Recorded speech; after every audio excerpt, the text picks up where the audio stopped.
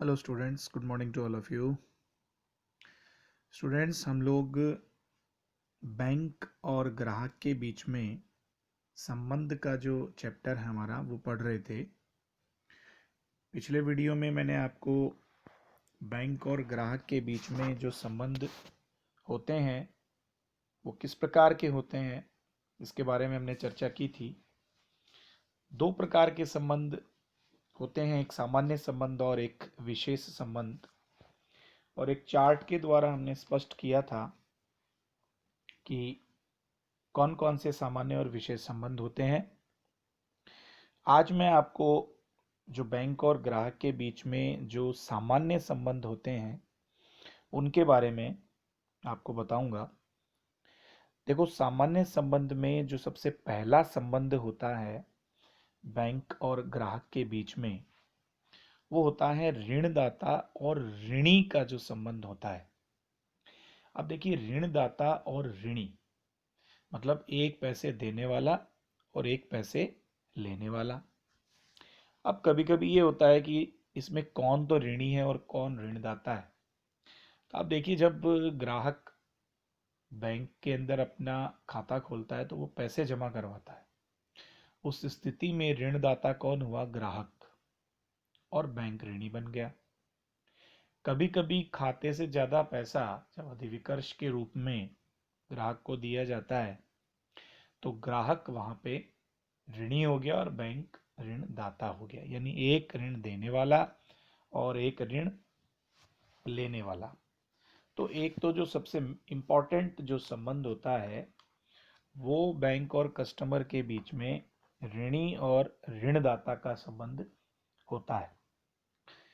ग्राहक द्वारा जमा कराई गई राशि पर बैंकर का पूर्ण अधिकार होता है कि वह उस राशि को अपनी इच्छा अनुसार प्रयोग करे।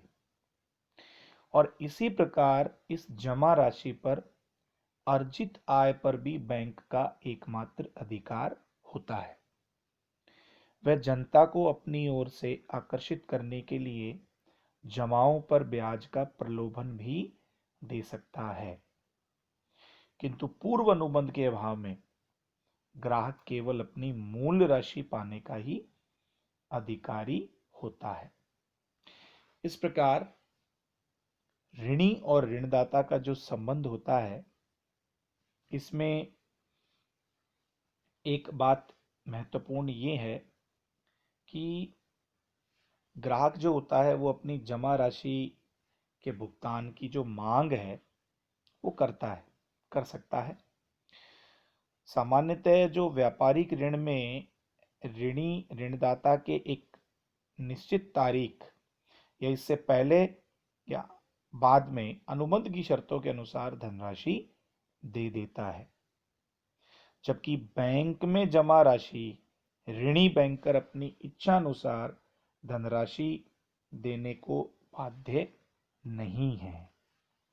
तो एक तो बैंकर और ग्राहक के बीच में जो सामान्य संबंध है, यानी ऋणी और ऋणदाता का जो संबंध है, आप उसकी विशेषता के रूप में इस बिंदु को ले सकते हैं कि जमा राशि के भुगतान की मांग करना।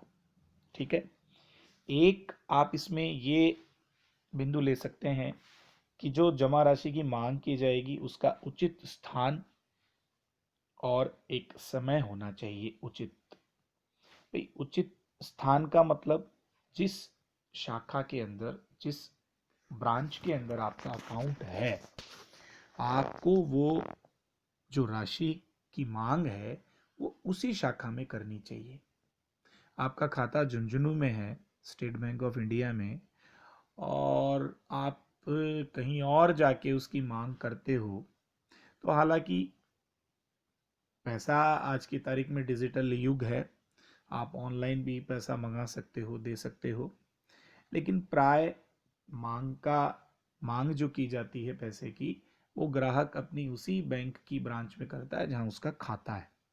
और समय, सीधी सी बात है, समय जो होता है वो जो वर्किंग आवर्स होते हैं उसके अंदर मांग करता है। कोई बहुत ज़्यादा इसमें बात नहीं है।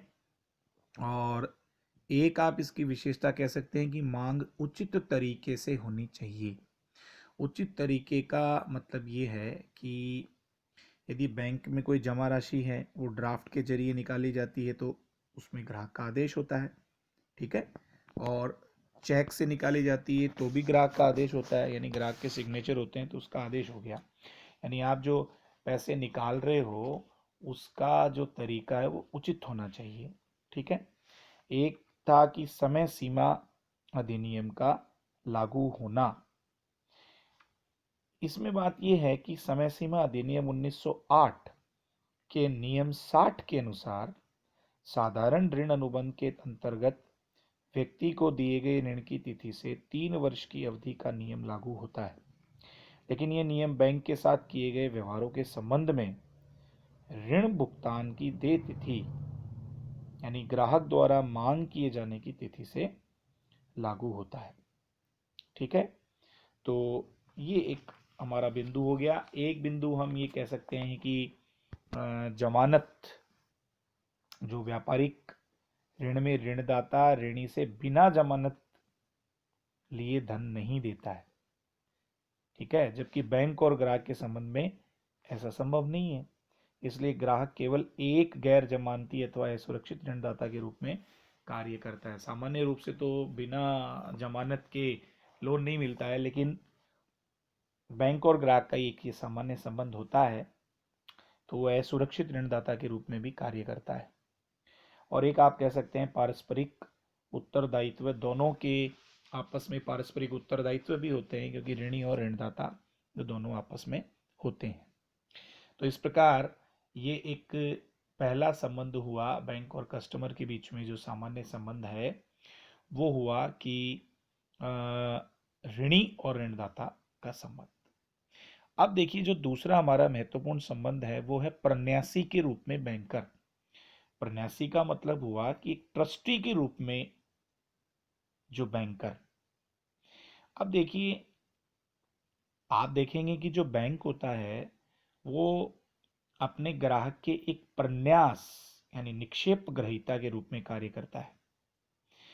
क्योंकि जब कोई व्यक्ति किसी बैंक के पास में अपनी जो महत्वपूर्ण जो वस्तुएं होती हैं, जैसे मान लीजिए कोई महत्वपूर्ण उसके कोई कागजात हैं, आभूषण हैं, रत्न हैं, कोई प्रतिभूतियां हैं, है ना, वो जमा करवाता है या किसी विशिष्ट उद्देश्य के लिए कुछ राशि जमा करवाता है, तब इनका जमाकर्ता उस व्यक्ति के प्रन्यासी के रूप के अंदर कार्य करता है, एज ए ट्रस्टी के रूप में कार्य करता है। जैसे हमारी जो महत्वपूर्ण कुछ बहुमूल्य चीज़ें होती हैं आजकल, जो भी ऑर्नामेंट्स वगैरह होते हैं या कुछ ऐसे डॉक्यूमेंट्स होते हैं जो हम घर पे नहीं रख सकते, हमें चोरी का भय रहता है, डाके का भय रहता है, तो हम बैंक में उनको रखना ज़्यादा सुरक्षित समझते हैं।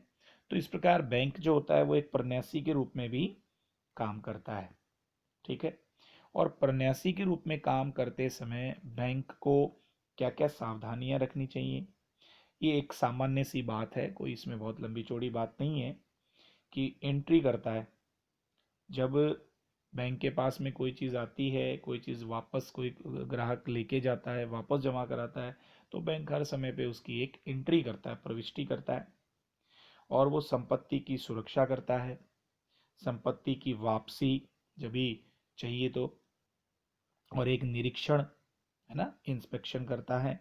और एक आप कह सकते हो विशिष्ट उद्देश्य। विशिष्ट उद्देश्य का मतलब ये हुआ कि जब ग्राहक किसी बैंक के पास किसी विशिष्ट उद्देश्य के लिए कुछ राशि जमा करवाता है तो वह बैंक उस राशि को प्रन्यासी के रूप में प्राप्त करता है और मांगने पर उस राशि या धन को लौटाने के लिए बाध्य होता है, ठीक है। अब बात करते हैं हमारे जो तीसरा जो संबंध है वो है अभिकर्ता के रूप में बैंकर। अभिकर्ता का मतलब बैंक हमारे एक प्रतिनिधि के रूप में भी काम करता है। ग्राहक का प्रतिनिधि बन के वो एक स्थान से दूसरे स्थान पे पैसे को भेजता है। ग्राहक की ओर से कोई लाभांश की राशि, लोन की राशि, ब्याज, किराया आदि वसूल करना है, आदि चुकाना है। यानी जब हमने बैंक के अभिकर्ता संबंधी काम पढ़े थे कि एक बैंक जो होता है वो एक ग्राहक का एक एजेंट के रूप में भी काम करता है, और एजेंट के रूप में प्राय वो दो ही काम करता है, पैसे लेना और पैसे देना। ग्राहक की ओर से भुगतान करता भी है और ग्राहक की ओर से भुगतान प्राप्त भी करता है। उसके कुछ बिंदु इसमें दिए हुए हैं कि किस किस प्रकार से वो ग्राहक के लिए कौन कौन से काम करता है। प्रतिभूतियों का क्रय विक्रय करता है, चेकों का संग्रह करता है, फिर उनको उनके खाते में जो धनराशि है वो जमा करता है ना। इस प्रकार बैंक जो है वो अभिकर्ता के रूप में भी काम करता है। और एक बैंक को अभिकर्ता के रूप में काम करते समय किन बातों का ध्यान रखना चाहिए, उसमें देखिए, एक तो ये है कि स्पष्ट आदेश और निर्देश। बैंकर द्वारा ग्राहक को उपयुक्त एवं अन्य सेवाएं प्रदान करने की दशा में उनसे स्पष्ट आदेश निर्देश प्राप्त करना चाहिए।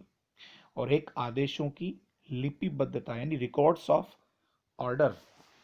तो आदेशों को डायरी में लिपिबद्ध तो किया ही जाता है, ये एक सामान्य सी बात है, क्योंकि ग्राहक भले ही नहीं करे लेकिन बैंक अपना सारा जो हिसाब किताब है पैसे लेने का और पैसे देने का, वो सारी चीज़ बैंक जो है वो एकदम से स्पष्ट रखता है।